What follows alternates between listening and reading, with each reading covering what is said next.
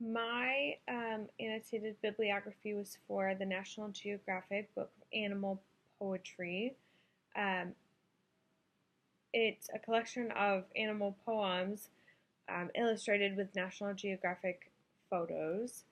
Uh, for the annotated bibliography, it was really hard to kind of answer the classifications and the perspectives and things because it was such a diverse collection.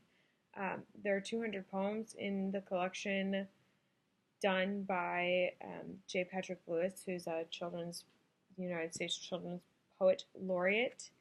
So it was hard to say like, oh, all of these poems are the same thing. Um, so I really just said that it's culturally neutral, but most of them are informational and or nonfiction. So that kind of was a general theme throughout the whole book. Um, Well-known and new poems are featured in the book, so it covers kind of a wide variety of poets.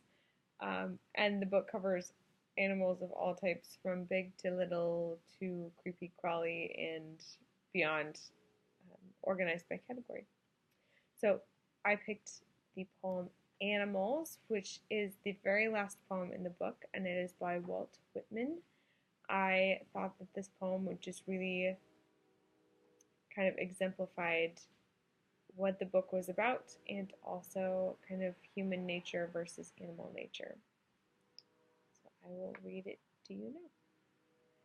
I think I could turn and live with the animals. They're so placid and self-contained. I stand and look at them long and long. They do not sweat and whine about their condition. They do not lie awake in the dark and weep for their sins. They do not make me sick discussing their duty to God.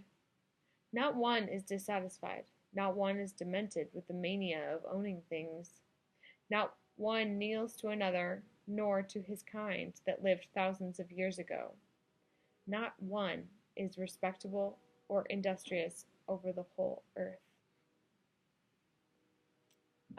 And now I'll show you my illustration.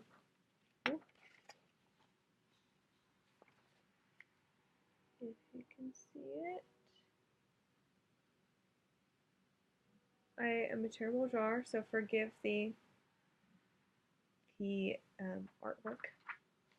But I said that the poem really made me feel empowered because this is how I feel about human beings and mankind and our attitudes and actions toward things. And I kind of analyzed the poem by kind of diving into the personification of animals and the use of repetition in their humanistic traits. And I really connected with this poem because I think I, as many others have envisioned myself as an animal at one point in time or another. So this poem just really felt like a personal poem, kind of from my insides to mankind. So I hope that was all I needed to include in this video because I have no idea what else needs to be there, but I think that's it.